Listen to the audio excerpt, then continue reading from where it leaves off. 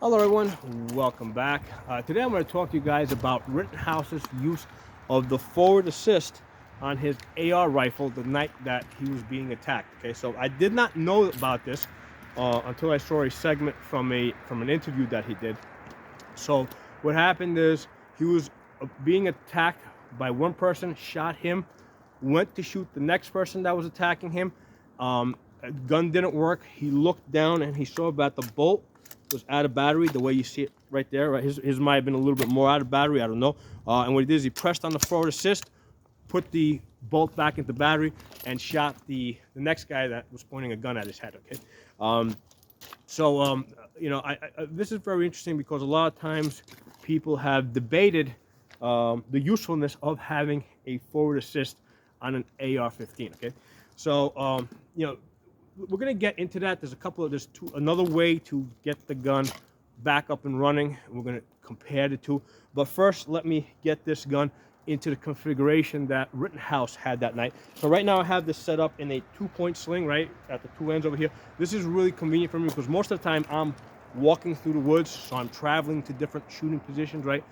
So normally if I'm moving around, I want the gun like that so I can hold things, and basically it's better balanced, okay? And from here I'm able to retrieve the gun, bring it up where I need it, all that stuff, okay? So this is a really convenient way for my situation, okay? Now, if you're gonna be in a close combat type of situation where people all over the place behind you, or in a situation where you get knocked down, this setup can be a little awkward. So if I'm sitting on the ground the way Rittenhouse was at one point, right, after he was knocked to the ground, and let's say there's a bad guy behind me, in order to get the gun back around that way, I pretty much have to get my arm out of the sling so I can bring the gun around. Okay. The problem with this is once my arm comes out of the sling, if somebody grabs the gun, they could pull this over my head. So having my arm through it, basically is a lot more secure, but it can limit my ability to swing the gun back behind me. Okay. So the setup that Rittenhouse had, he had a single point sling, and the nice thing about my setup here is that it can easily convert to a single point sling. So I'm gonna, because I got this, first let me show you guys, I got this end plate over here. It's a QD end plate. All right, so what that allows me to do is take this mount out of the stock. Okay, I'm gonna put that in there.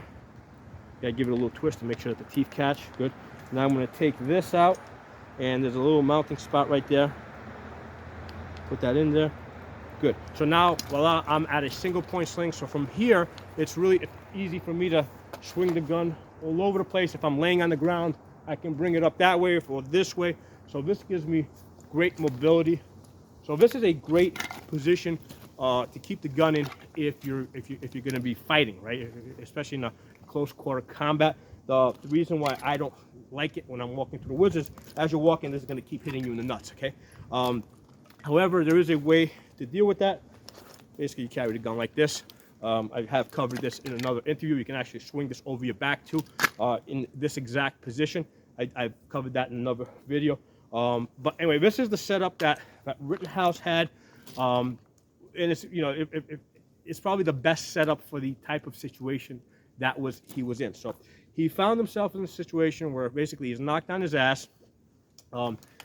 He's got the rifle like this, right? He's holding like this. During that gunfight, he never got a chance to use his iron sights or his optic, whatever he had. The whole thing was point shooting, as far as I can tell. Okay, so that's another thing for us to be aware of, that in a close quarter type of situation where you're being attacked from all over the place, you may not get a chance to go to your optics, especially if you're getting knocked around and stuff. So again, we're all learning from this, right? Now, here's the thing. A lot of my training that I got some 12, 13 years ago when I was becoming an instructor, I got from a lot of ex-military guys, right? People come back from Iraq and Afghanistan.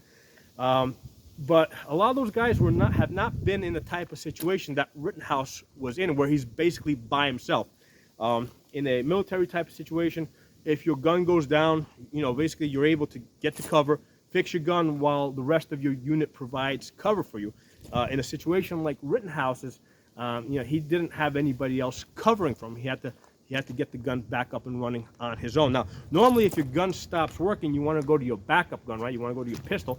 However, in Rittenhouse situation, he couldn't have a pistol because he was 17 and the law didn't allow him to have it. So he didn't have a backup gun. He only had one gun, a rifle, which he had to get back up and running. And, you know, I mean, basically between the two, he had the better gun. Now, one of the benefits of the rifle is because your hands are further apart, you know, you're able to, you know, you get a better sense of where the gun is pointed, right? Versus with a handgun, where your hands are together. A lot of times, you know, in a situation where you're being knocked around, it can be a little bit more difficult to get a sense of where the gun's pointing. So he's in a situation like this, right, on his ass.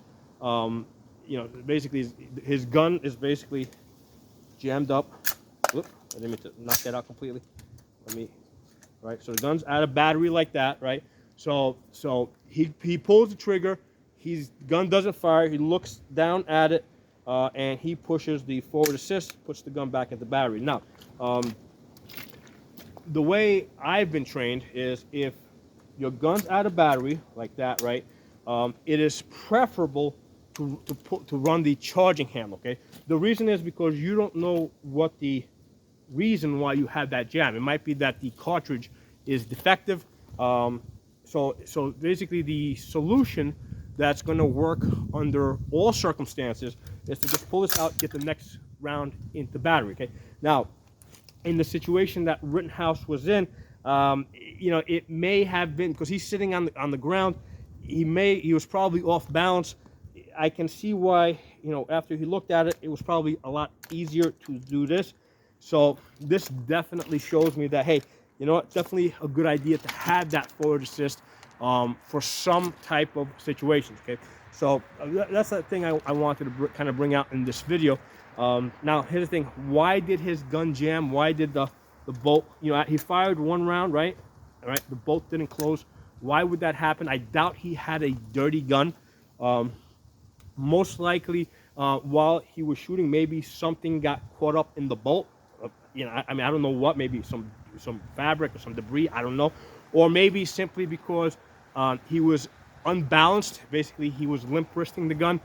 You know, that can cause a jam as well, right? So that's another possibility, because I see it pretty often with pistols, where people limp wrist the pistols.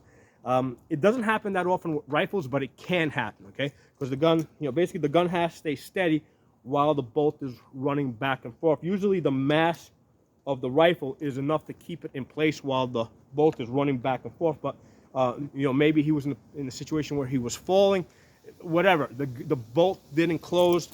He needed a way to get the gun into battery, so he pushed the forward assist. But like I said, it's preferable if the bolt doesn't close. You don't know why it didn't close. You probably want to do that, right? Because now you know it's going to work. You know, because you don't know if there's something wrong with that bullet or that round, whatever. So that's the main thing I wanted to bring out of this. So a couple of things that we've learned out of this trial. I plan to do a separate video on that. First thing, we learned that prosecutors can be real a-holes. Okay, we do have an adversarial system, right? Which means that, you know, the prosecutors on one side, the defense lawyers on the other, and they're both supposed to go at it, you know, hard, right? But that shouldn't mean that the prosecutor has free reign to overcharge or to intentionally trample on somebody's rights, right? Because we saw that first we had a situation where he was definitely being overcharged, right? This was definitely not a premeditated murder, okay? And secondly, we saw that the prosecutor, he tried to bring attention to the fact that Rittenhouse chose to remain silent after he was arrested, which is his right, which is absolutely the correct thing to do. He knew that he should, and he should not have gone into that area. The judge did ream him out for that. The problem there is that that's a very common thing, right? Prosecutors will typically do that because from the position that the prosecutor takes is that, I'm going to come in at the highest possible level of offense because I expect the defense to come in at the highest level of defense. However, that's the defense doesn't always have that strong a position, right? the lawyers that Rittenhouse had were very high-paid lawyers, right? If I was to guess, right, and I'm using my background as an accountant here, if I was to guess, I'd say that defense cost at least $500,000, right? Because you have two lawyers, right? And they really went all out. They said they ran 2 mock jury trials, right, to see what kind of responses they would get, to test Rittenhouse. So, defense lawyers normally don't go to that extreme, okay? So you can expect that 90% of the population is not going to get a defense team to that caliber, okay? So the first thing that came out of this trial is that there should be some type of ethics standards for prosecutors. They should not be overcharging, and they should not be intentionally trampling on people's rights, okay? Second thing that's come out that's pretty obvious is that the benefits of a single point sling in a mob situation where you might need to be pointing the gun in all these weird directions, okay? So that's the second thing that came out of it. And the third thing that's come out of it, I'm sure there's a lot of other things that came out of it. I'm just going through things as they come to my mind now. Third thing that's come out of this for me is that the gun may jam up. I don't care how clean you keep it. You might get a jam, so you have to practice unjamming the gun. I give Rittenhouse a lot of credit for being able to, I was going to say think on his feet, but it was actually thinking on his ass, okay? So he was able to think on his ass sitting down on the ground, basically look at the gun, figure out what the problem is, come up with a quick solution, get the gun back up and running, and save his life. So I give the kid a lot of credit for that. I have to say that, most people don't practice those type of exercises. And even people that do, like myself, until you've been in that situation, you don't know what you're going to do. You don't know how you're going to handle that kind of stress. First of all, in my case, I'm 50 years old. My eyes aren't that good. At night in the dark, am I even going to be able to see that the ejection port is jammed up? Probably not, all right? So I would kind of resort to the tap, rack, and that would probably get the gun back up and running for me. That's kind of like my fallback too, right? That will fix most problems. Also, if I'm carrying a rifle, I would definitely be carrying a backup gun because guns do jam up. Hey, I see it all the time, okay? And I think the fourth thing that came out of this is the benefit of having a rifle where your hands are further apart, right? Because if you have a pistol, and I see this all the time with people, even people that do shoot somewhat regularly, right? When they come out of the holster with a handgun, a lot of times people they don't have a sense of where the gun's pointing. They'll come out like this, especially definitely with new shooters, they don't have a sense of where the gun is pointing. With the rifle, because your hands are further apart, right? You have a better sense of where the gun is pointing. So Rittenhouse, even on the ground on his ass, he was able to aim the rifle. Okay. So those are the 4 things that come to mind that we have learned from this unfortunate situation that Rittenhouse was in. If you guys have anything to add, please put it in the comment section. Look forward to hearing your ideas, your thoughts. Maybe you guys saw something that I didn't see or haven't seen yet. But I think this is a really good tactical study case, because this is probably the type of situation that most civilians are more likely to be in. If somebody's, let's say, attacking them in their house, I mean, you can kind of take that situation, move it indoors, right? If somebody's breaking, you got people coming in through your windows, right? Being attacked from multiple directions. This is probably a more likely type of situation versus a combat situation where, let's say, you're in a wedge formation or something like that. So yeah, definitely drop some comments below. If you're not a member of the channel, subscribe.